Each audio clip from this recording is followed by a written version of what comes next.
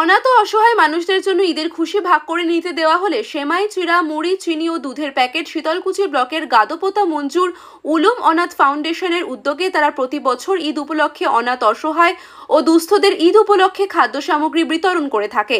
2016 সালে অনাথ ফাউন্ডেশনটি প্রতিষ্ঠিত হওয়ার পর ধারাবাহিকভাবে তারা এই খাদ্য সামগ্রী বিতরণ করে আসছেন। ফাউন্ডেশনের সদস্যরা জানান, এই বছর তারা শতাধিক মানুষকে খাদ্য সামগ্রী প্রদানের প্রস্তুতি নিয়েছেন। আজ সেই খাদ্য সামগ্রী নিয়ে টোটো গাড়িতে ভরিয়ে গ্রামে গ্রামে গিয়ে সেই অনাথ দুস্থদের কাছে তারা এই খাদ্য সার এখন তত্ত্বাবধানে অনেক ছাত্রছাত্রীকে পড়াশোনা এবং তার খরচ বাবদ নিজেরাই অর্থ সংগ্রহ করে থাকে।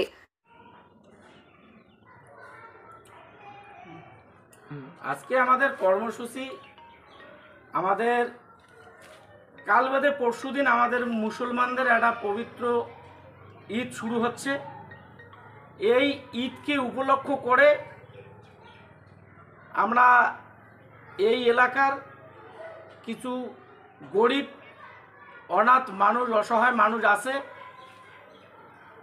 সেই অনাথ মানুষদের বা অসহায় ব্যক্তিদের ঈদ উপলক্ষে আমরা কিছু তাদের মিষ্টান্ন দ্রব্য ক্রয় করে প্রায় 100 বা তারও অধিক ব্যক্তিকে আমরা দিব এই খাদ্য সামগ্রী।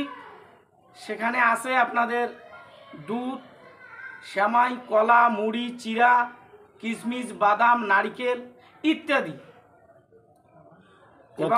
কতজন মানুষকে দেবেন এটা? এটা আমরা মোটামুটি 1 থেকে 150 জন পরিবারকে দিব অসহায়। সেটা আমাদের মানে জাতি ধর্ম নির্বিশেষে যে কোনো অসহায় এতিম পরিবারদের আমরা হাতে তুলে দিব। তারা যারা এতিম বলছেন বা অনাথ যারা বলছেন, এরা কি এই এলাকারই না বাইরেরও আছে? মানে এখানে এতিমরা, এখানে আমাদের এই যে মঞ্জুরুল উলুম হাফিজিয়ার যে মাদ্রাসা আছে, এই মাদ্রাসায়ও কিছু এতিম বাচ্চা আছে, তারা ওইখানে থাকে।